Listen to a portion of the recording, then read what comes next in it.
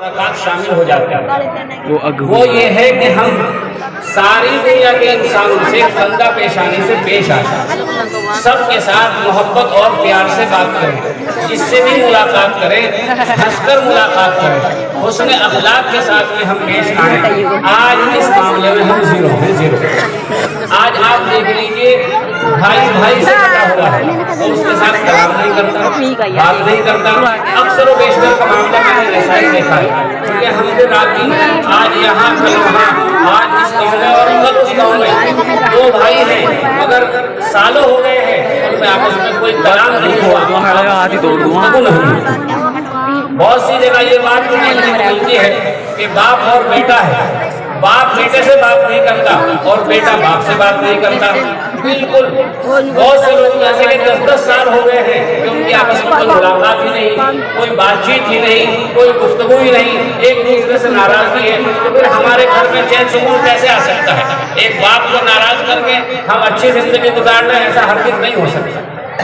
بہت سے معاملات ایسے ہیں، پڑوسی سے بات ڈھنگ سے نہیں کرتا، اپنے اپنے گمان میں سب مگن ہیں، اپنے آپ کو پتہ نہیں کیا سمجھتے ہیں۔ حالانکہ میں آپ کو بتلا دیتا ہوں کہ جس طریقے سے نماز روزہ فرض ہے، جس طریقے سے زکوٰۃ فرض ہے، جیسے حج فرض ہے، اسی طریقے سے حسن اخلاق کو اختیار کرنا یہ بھی فرض ہے۔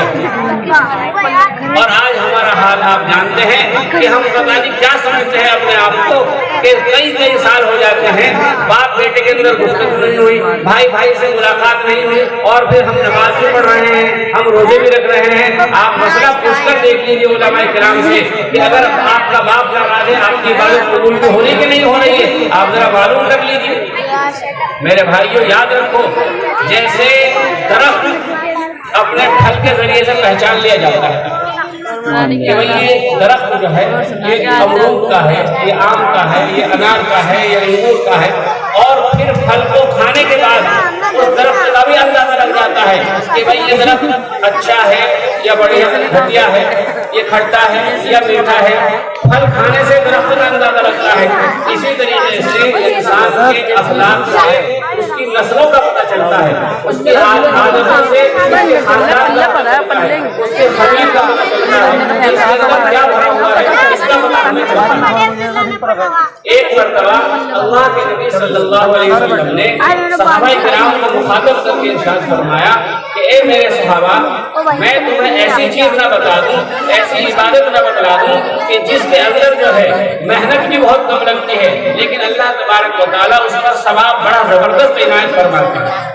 صحابہ کرام نے پوچھا، صحابہ کرام نے فرمایا کہ اللہ کے نبی تو بہت اچھی بات ہے، کم خرچ اور بالا نشی، آپ ارشاد فرمائیے کیا ہے؟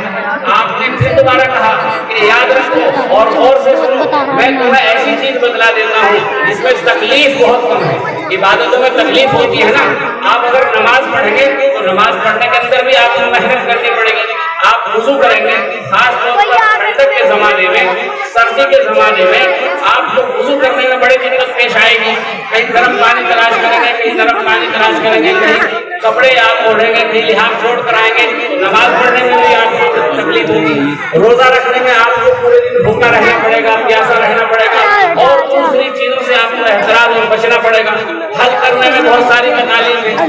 غرض یہ ہے کہ آپ کوئی بھی عبادت کریں، علماء کرام ہیں مدرسہ چلانے میں کتنی تکلیف اٹھانی پڑتی ہے، ہر عبادت کے اندر جو ہے زبردست تکلیف ہے، لیکن آقا نامدار نے ارشاد فرمایا اے میرے صحابہ کرام، میں تمہیں ایک ایسا نسخہ بتاتا ہوں، ایک ایسی دولت، ایک ایسی چیز بتلاتا ہوں کہ جس میں آپ کا کوئی خرچ نہیں ہوگا اور وہ بہت بڑی عبادت بن جائے گی۔ صحابہ کرام نے پوچھا اللہ کے نبی ارشاد فرما دیجیے۔ آقا نامدار نے ارشاد فرمایا وہ یہ ہے کہ آپ لوگ زیادہ تر خاموش رہیے۔ اصل خاموش رہنے کا آپ نے اشارہ فرمایا۔ بہت سے لوگ ہیں بیچارے بلا ضرورت کلام نہیں کرتے۔ اور دوسری بات آپ نے بتلائی کہ اپنے اخلاق کو درست کیجیے، جس سے آپ ملاقات کرنا چاہتے ہیں خندہ پیشانی سے ملاقات کیجیے، ہنس کر ملاقات کیجیے۔ اور اصل حسن اخلاق کہتے ہیں کہ ہماری ذات سے کسی کو تکلیف نہ پہنچے، یہ ہے حسن اخلاق۔ ہماری ذات سے کسی کو تکلیف نہ پہنچے، اس کا نام حسن اخلاق ہے۔ آج آپ اندازہ لگائیے کہ کون آدمی اس طرف دھیان دیتا ہے، کون اس طرف توجہ دیتا ہے۔ حضرت عائشہ صدیقہ رضی اللہ تعالی عنہ ارشاد فرماتی ہیں کہ نبی کریم صلی اللہ علیہ وسلم نے مکے کو جو فتح کیا ہے وہ بھی اخلاق کے ذریعے سے فتح کیا ہے، مدینے کو جو فتح کیا ہے وہ بھی اخلاق کے ذریعے سے فتح کیا ہے۔ آج دنیا کچھ بھی کہے کہ اسلام تلوار کے زور سے پھیلا ہے، ایسی بات بالکل نہیں، قطعاً نہیں۔ اسلام جو پھیلا ہے یہ اخلاق کے ذریعے سے پھیلا ہے۔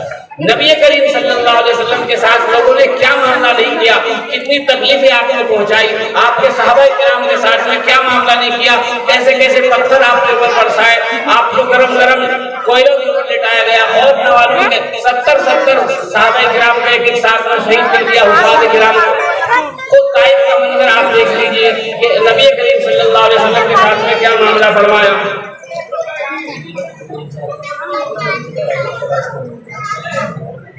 کہ آپ کو اتنا مارا گیا کہ خون آپ کے نالین تک پہنچ گئے۔ تڑپ اٹھتا ہوں جب طائف کا منظر یاد آتا ہے، تڑپ اٹھتا ہوں جب طائف کا منظر یاد آتا ہے، وہ زخموں سے بھرا جس میں پیغمبر یاد آتا ہے۔ رسول اللہ پر لوگوں نے پتھر اس قدر مارے، لہو بہنے لگا، زخمی محمد ہو گئے سارے صلی اللہ علیہ وسلم۔ یہ حالت دیکھ کر فوراً فرشتوں نے کہا آ کر، کہو تو غرق کر دیں ہم انہیں یونان کی طرح، مٹا دیں ہم انہیں فرعون و حامان کی طرح۔ اگر آپ دعا فرما دیتے ان کے لیے دعا کر دیتے تو ان کا خلا پتا ہو جاتا، وہ فوراً ختم ہو جاتا۔ ایسا ہو ہی نہیں سکتا کہ اللہ کے نبی زبان سے کوئی کلمہ نکالے اور وہ پورا نہ ہو، لیکن قربان جائیے آقا نامدار فخر موجودات نبی کریم صلی اللہ علیہ وسلم پر آپ نے کیا ارشاد فرمایا کہ اے فرشتوں آپ جا کر کہتے ہیں مدر سے کیا چکتے ہوئے۔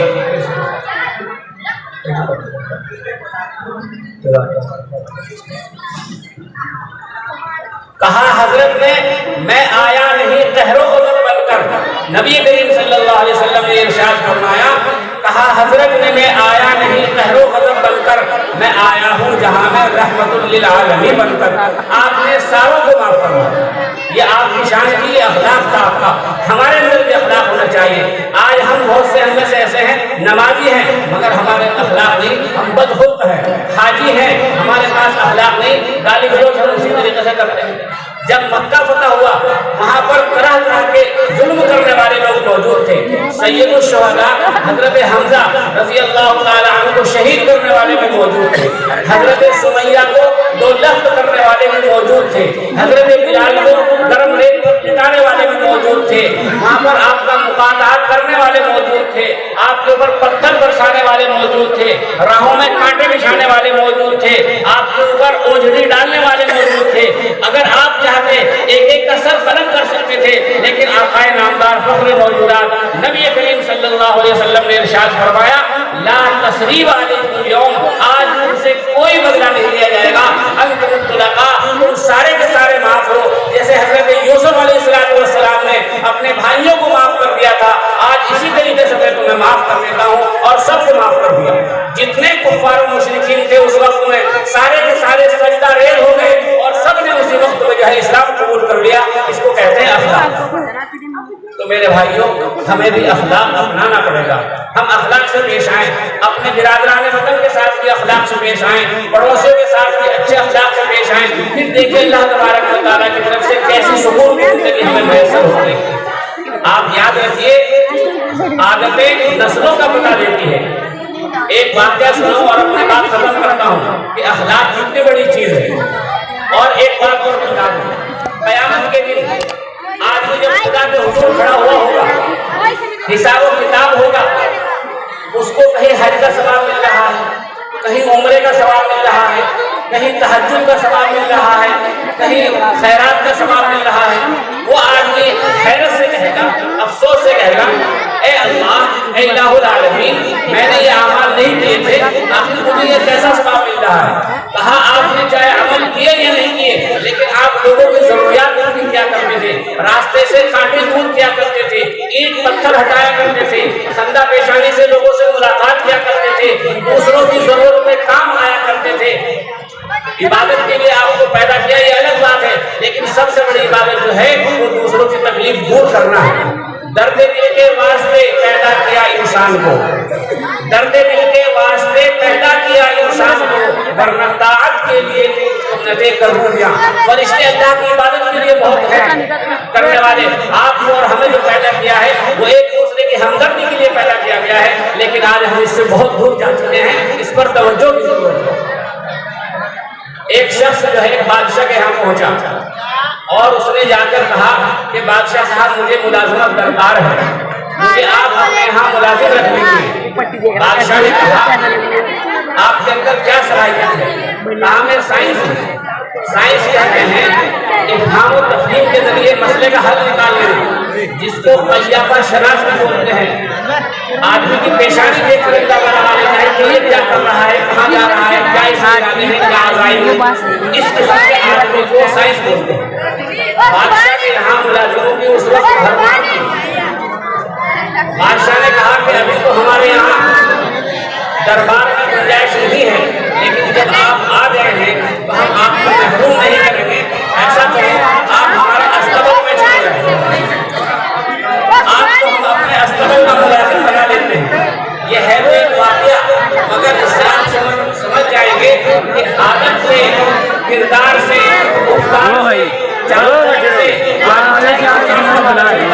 آدمی کی نسلوں کا پتہ چلتا ہے کہ آپ جیسے ہو کیسے نگرانی کرتا رہا۔ اور دن جب اس کو ہو گئے تو بادشاہ نے ایک روز اس کو بلایا اور بلا کر پوچھا کہ بھائی وہ آصف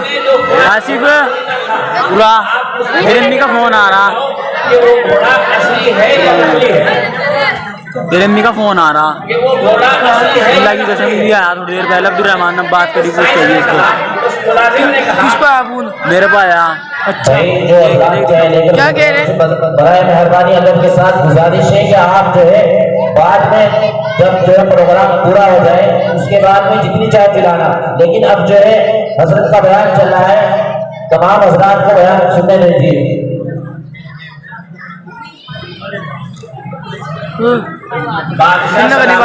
نگر یہ عبد الرحمان نگر کیا کہا مجھے کیوں نہیں آیا کیوں جی وہاں گیا آواز میرا خبر میں کہا مجھے آپ کا جلدی آیا ہوا کس نمبر پہ آیا 70 آپ پتہ نہیں کیا نمبر تھا۔ اس نے کہا کہ بادشاہ سلامت 17 18 مجھے نہیں پتا کیا چاہے آپ نے کتنی ہی قیمت دے کر وہ گھوڑا خریدا ہو، لیکن میں حقیقت بتلاؤں گا اس کو پہچاننے کا ایک خاص طریقہ حاصل تھا کہ گھوڑا اصلی نہیں ہے بلکہ گھوڑا نقلی ہے۔ بادشاہ نے جہاں سے گھوڑا خریدا تھا اس مالک کو بلایا اور بلا کر اس سے پوچھا، دریافت کیا کہ آپ نے ہمارے ساتھ دھوکہ دڑی کی ہے، آپ نے ہمارے ساتھ دھوکہ کیا ہے، ہم نے آپ کو بڑی حقیر رقم پیش کی ہے اور آپ نے ہمیں نقلی گھوڑا دے دیا۔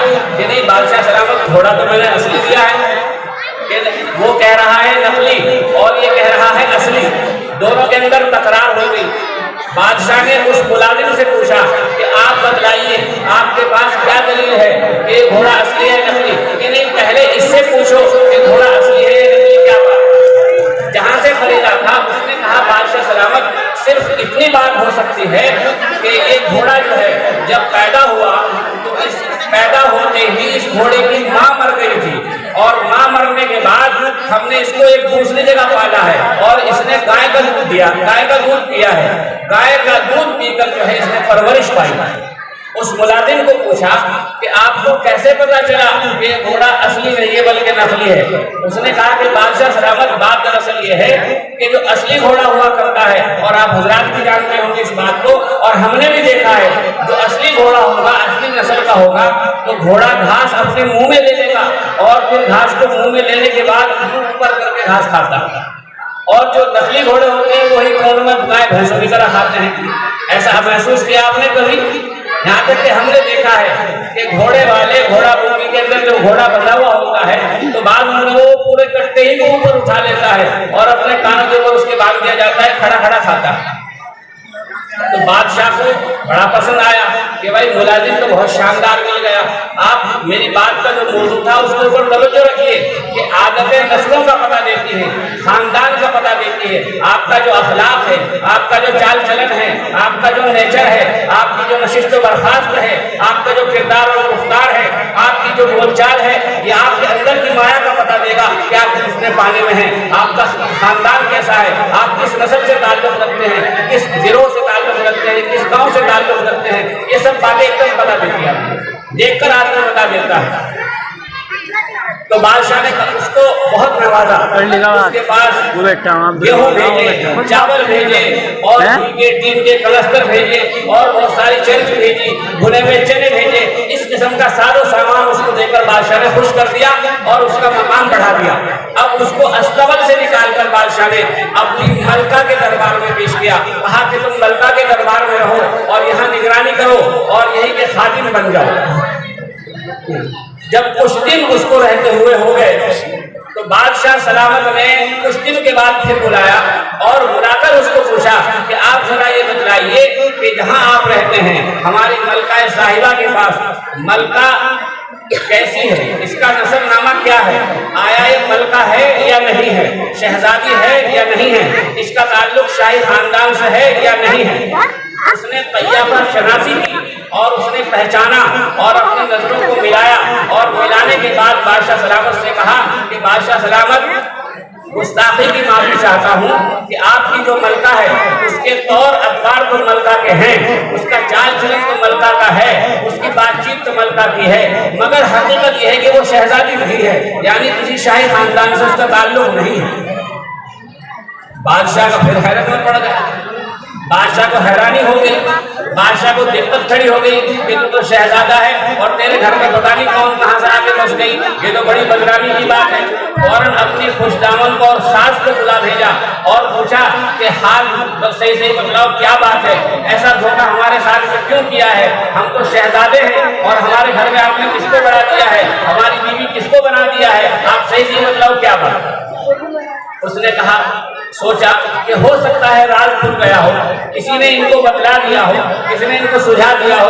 اس نے سچ سچ بدل دیا اور کہا کہ دیکھو تمہارا جو باپ تھا، جو تمہارا باپ بادشاہ تھا، تم تو چھوٹے بچے تھے، تمہارے باپ کا بہت بڑا رول تھا، بہت بڑا خاندان تھا، تمہارا شاہی خاندان تھا۔ تمہارے باپ نے ہمارے یہاں ایک لڑکی تھی، اس کے پیدا ہوتے ہی تمہاری شادی کا پیغام بھیج دیا تھا، لیکن اتفاق سے اس لڑکی کا بچپن ہی میں انتقال ہو گیا تھا، ہم نے کسی کو بتایا نہیں، کسی کو کانوں کان خبر نہیں ہونے دی تاکہ ہمارا شاہی خاندان سے نسب نامہ جڑ جائے، تعلق جڑ جائے۔ ہم نے پڑوس سے ایک دوسری لڑکی بلوک کی، اس کو حاصل کیا، گود لیا جس کو بولتے ہیں، اور گود لے کر ہم نے اس کی پرورش کی، اور پرورش کرنے کے بعد لوگوں کو پتہ نہیں تھا ہماری شادی جو ہے آپ کے ساتھ، اس کی شادی آپ کے ساتھ میں ہو گئی ہے، اور اس طریقے سے جو ہے یہ معاملہ ہوا ہے۔ بات سمجھ میں آ گئی؟ اس نے کہا چلو یہ تو واقعہ سمجھ میں آ گیا کہ یہ شہزادی نہیں ہے، لیکن اس ملازم سے پوچھا، اس سائنسی سے پوچھا کہ تمہیں کیسے پتا چلا ہے کہ یہ شہزادی نہیں ہے؟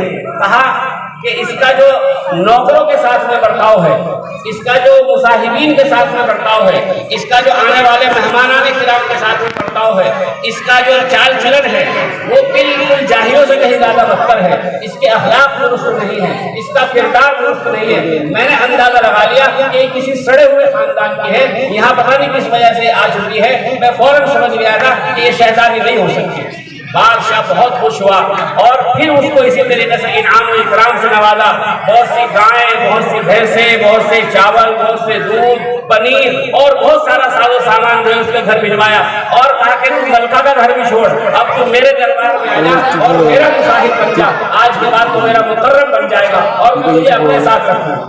بادشاہ نے اپنا مصاحب بنا لیا، اپنا دوست بنا لیا۔ جب چند دن اس کو رہتے ہوئے ہو گئے، بادشاہ نے ایک روز معلوم نہیں کیا دن میں آئی کہ میں نے اپنی ملکہ کے بارے میں پوچھ لیا، اپنے گھوڑے کے بارے میں پوچھ لیا، چلو ذرا جب اتنا ہوشیار ہے، اتنا عقل مند ہے، اتنا تیز ترار ہے، تو اپنے بارے میں بھی معلوم کر دیا جائے کہ ہمارا حال دل کیا ہے، ہمارا نسب نامہ کیا ہے، ہماری پوتھی کہاں جا کر کھلتی ہے، کہاں جا کر ملتی ہے، ذرا اپنے بارے میں بھی پوچھ لیتے ہیں۔ تو اس کو بلایا اور بلا کر پوچھا کہ میاں صاحب آپ ذرا ہمارے بارے میں غور فرمائیں، ہمارے بارے میں بتلائیں کہ ہمارا نسب کہاں ملتا ہے، ہم کس کے شہزادے ہیں، ہمارے باپ کا نام کیا ہے، ہم کون ہیں اور کیا ہے اور کیا نہیں۔ بات ذرا سمجھ آ رہی بھائی نہیں آ رہی؟ بات وہی ہے کہ اخلاق اٹھانے پڑیں گے، ہے نا۔ آج ساری دنیا جو ہے ہماری हमारी तरफ नजर उठाकर देख रही है। आज हम बदनाम हो चुके हैं कि मुसलमान ऐसे हैं, बदखुल्क हैं, बदतमीज हैं, खाना नहीं आता, पीना नहीं आता, चलना नहीं आता, जो चाहे कर ले। इन सब बातों को अगर हम खत्म कर सकते हैं तो अखलाक के जरिए से खत्म कर सकते हैं। उस मुलाजिम ने कहा बादशाह सलामत आपके बारे में भी मैं बतला दूंगा, लेकिन पहले जान की अमान चाहिए कि आप सरदार आला हैं, आप वजीर आला हैं, वजीर आजम हैं, बादशाह वक्त हैं, कहीं आपको जलाल आ गया तो मेरी तो जान चली जाएगी, मुझे तो आप कत्ल करा देंगे। अगर कोई बात कहूँ मैं तो उससे पहले मैं जान की अमान चाहता हूँ। बादशाह ने कहा ठीक है, हम आपको जान की अमान देते हैं, अगर हमारे खिलाफ बात हुई तब भी हम आपको कुछ नहीं कहेंगे, और अगर हमारे खिलाफ ना हो तब तो हम आपको इनाम इकराम से नवाजेंगे। उसने बहुत देर के बाद सोच समझ कर फैसला फरमाया कि अब तो जान की अमान मिल ही चुकी है। उसने कहा कि बादशाह सलामत सही बात बताऊं कि सही बात यह है कि शहजादे आप भी नहीं हो। क्या कहा उसने? शहजादे बादशाह के बच्चे आप भी नहीं हो। हकीकत ये है बादशाह को बहुत बड़ा जाओ जलाल आया, बहुत गुस्सा आया, बहुत कमकमाया, बहुत ऊपर नीचे हुआ, पेशानी के ऊपर पड़ डाले, मगर जान की अमान दे चुका था इसलिए कुछ नहीं कह सका। कहा कि अच्छा मैं भी शहजादा नहीं हूँ। फौरन अब पता कहाँ से चलेगा अपने बारे में मैं इसलिए हूँ या नकली हूँ। पहले तो सास को बुला लिया था, अब करो अम्मा जान को बुलाना पड़ेगा। तो बादशाह ने अम्मा जान को बुलाया, या बल्कि बुलाने के बजाय खुद ही पहुंच गया। माँ को बुलाना भेज भी थी इसलिए खुद ही माँ चाय बंद कर दो इधर, भाई चाय बंद कर दो इधर बैठो इधर आकर के। कि अम्मा जान जरा सूरत चाय बंद कर दो भाई इधर। मुझे पता चला है कि मैं आपका बेटा नहीं हूँ, ऐसी क्या बात है? कि बेटा क्या हुआ, किसने बताया, कौन कहता है, क्या बात है? बहुत सारी बातें नहीं, आप मुझे सही सही बतला दो मैं आपका बेटा हूँ या नहीं। मैं सिर्फ दो लफ्ज़ बात करना चाहता हूँ, आप इधर उधर की बात मत कीजिए, ये बतलाइए मैं आपका बेटा हूँ कि नहीं। वो समझ गई कि किसी ने इसके कान खड़का दिया, किसी ने इसको बतला दिया, किसी ने इसके कान में फूस फूस कर दी, किसी ने कहा कि बेटा बैठ जाऊंगा बताती हूँ कि बात दरअसल ये है कि हम तेरे अब्बा जो हैं वो इस काबिल नहीं थे कि उनके यहाँ कोई औलाद हो। हमारे यहाँ कोई औलाद हुई ही नहीं, हम तो बे औलाद थे, हम तो लामलक थे, हमारे यहाँ कोई औलाद नहीं थी, लेकिन हम तो बादशाह थे मेरे अब्बा। अब अपने नस्ल को बाकी रखने के लिए हमने एक तरीका इख्तियार किया कि हमने अपने पड़ोस में रहने वाले एक गडरिये से एक बच्चा ले लिया। इससे एक गडरिये से एक बच्चा गोद में ले लिया और उसकी परवरिश हुई, और वो बच्चा आप हैं, आप हकीकत में गडरिये के बच्चे हैं।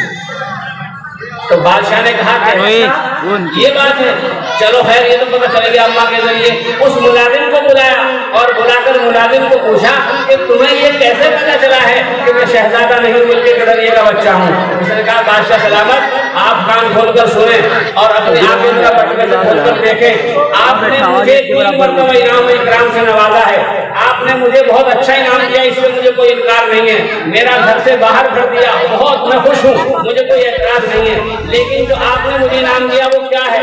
गाय हैं, भैंस हैं, बकरियां हैं, गेहूं हैं, चावल हैं, तेल है, घी के कनस्तर हैं, कुत्ते हैं। ये बादशाह इनाम नहीं दिया करते, ये गडरिये पड़ोसी इनाम देते हैं। बादशाह जो इनाम इकराम देते हैं वो हीरे जवाहरात देते हैं, याकूत देते हैं, ज़ुमरुद देते हैं, मोतियों के हाथ फेंक देते हैं। आप बादशाह हो ही नहीं सकते। तो मेरे भाइयों नतीजा क्या निकला, खुलासा क्या निकला? आदमी का जो अखलाक है, जो किरदार है, जो गुफ्तार है, ये आदतों का पता देता है, नस्लों का पता देता है। और हमारा मजहब सिखलाता है कि जैसे नमाज जरूरी है, रोजा जरूरी है, हज जरूरी है, ज़कात जरूरी है, इसी तरीके से अच्छे अखलाक को अपनाना ये भी लाजमी और जरूरी है। अल्लाह मुझे भी और आपको भी हुस्न अखलाक की दौलत से मालामाल फरमाए। वमा तौफीकी इल्ला बिल्लाहिल अलिय्यिल अज़ीम।